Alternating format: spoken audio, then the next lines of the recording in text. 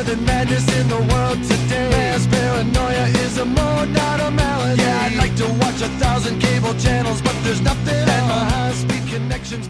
Hey guys, welcome to the Punk Rock Condition, where we explore, discover, and appreciate all things punk rock. If that interests you, please subscribe.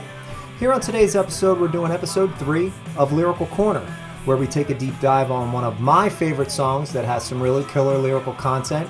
And on today's episode, we're taking a look at Bad Religion's Cease from their 1996 release, The Gray Race.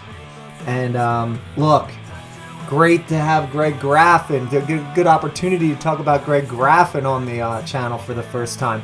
I could probably just do a whole channel on nothing but dissecting Greg's lyrics. He's second to none, man. And this particular song has always stuck out to me, man. It's so powerful. It's so poetic. It's so profound. The concept of the song being about the fact that everything has an end. No matter what you're talking about and no matter how much you don't want that thing to have an end, everything must cease. So let's take a look at this song just line by line, dive in and appreciate it. Bad Religion, Cease, you're up.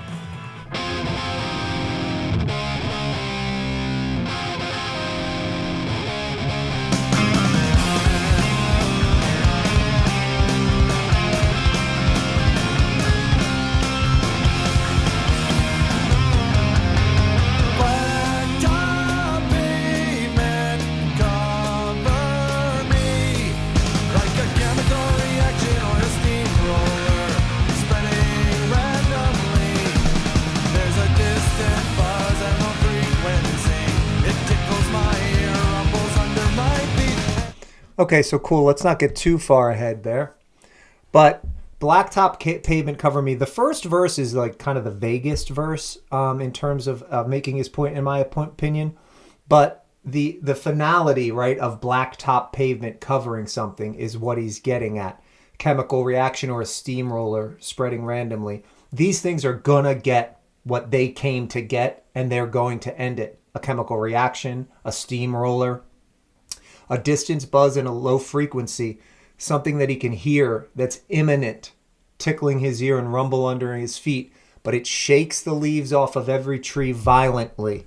Those leaves didn't have a choice. They were taken against their will. Their time on that tree had ended, and you can use that metaphor however you want.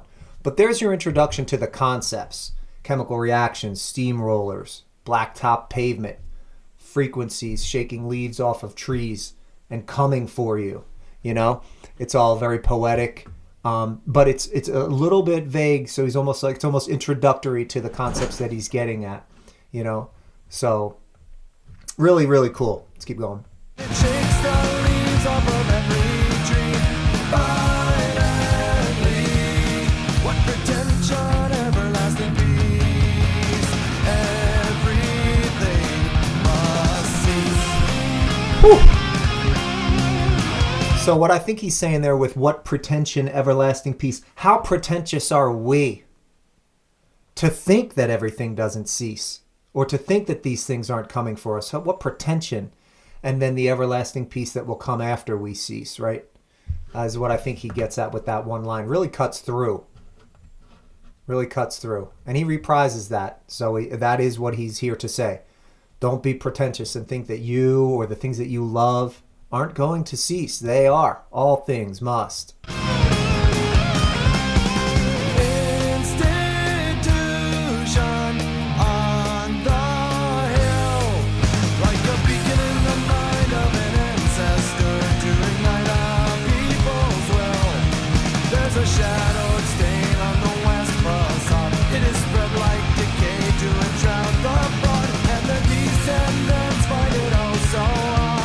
Oh, so odd. Sorry, just kidding. But right here, an institution on a hill, like the Roman Empire or something that is in place, the institution. It thinks that it's not, you know, sometimes corrupt institutions think that they're bulletproof, that nothing's going to change. And but that particular institution existed up there like a beacon in the mind of an ancestor, igniting its people's will. But then enough time goes by and you can start to see that institution start to fade because there's a shadowed stain on the west facade that is spreading like a decay to enshroud the fraud of it, right? Like something came for it. The stains came and spread like decay and enshrouded the fraud of that institution. And the descendants that are witnessing this find it odd because they're so used to that institution that has lived up there, that we've all looked up to, for better or for worse. For him to say enshroud the fraud means that it was not an institution to be admired. And so the descendants find it oh so odd because they don't know any better. But that's got to end too. Oh, so odd. What pretension, everlasting peace. Everything must cease. And, not that we're here to talk about how the song's put together and the musical arrangement and the mood that they create, but it all walks hand in hand with the content here. It's such a great friggin' song, no matter how you look at it.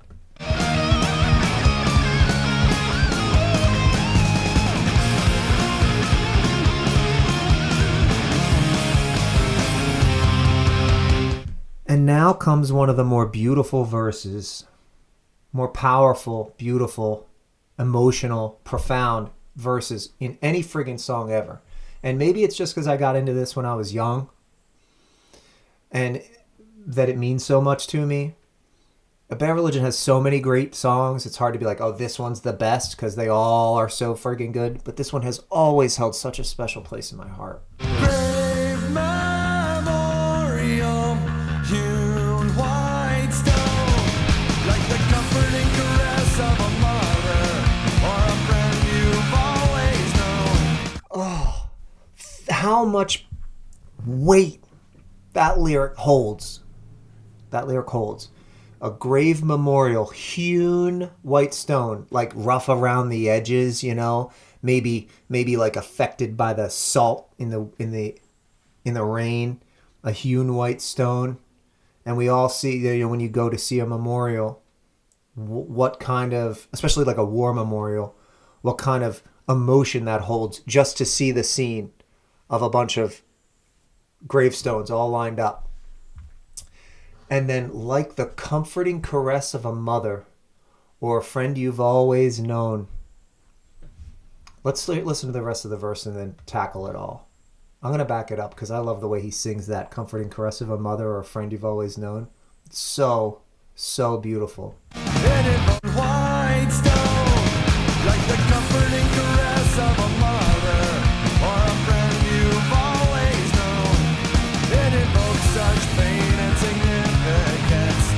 What was once is reduced to remembrance, and the generations pass without recompense. Oh, what pretension, everlasting peace. All right, we know where that's headed, but let's just unpack that verse. Grave memorial, Hugh Whitestone, the comforting caress of a mother or a friend you've always known. It invokes such pain and significance. What was once is reduced to remembrance, and the generations pass without recompense. What could be more meaningful and beautiful and painful to lose than the comforting caress of a mother or a friend you've always known? I've lost my mom. I've lost a friend that I've always known.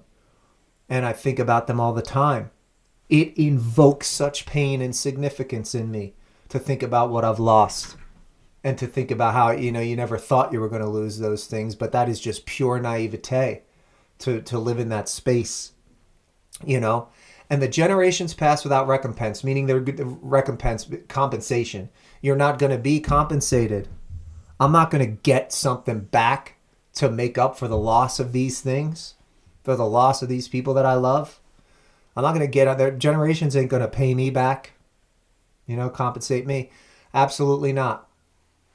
That is such a powerful verse.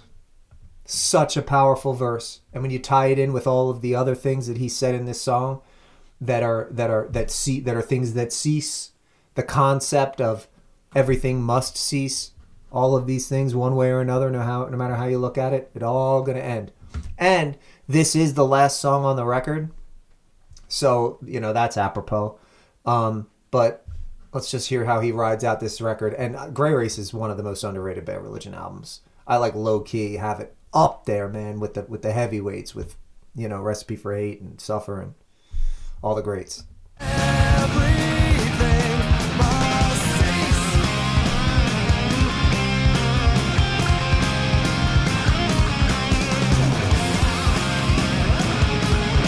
What redemption everlasting peace. Everything must. Oh, man, is that beautiful. Just what a beautiful way to end it.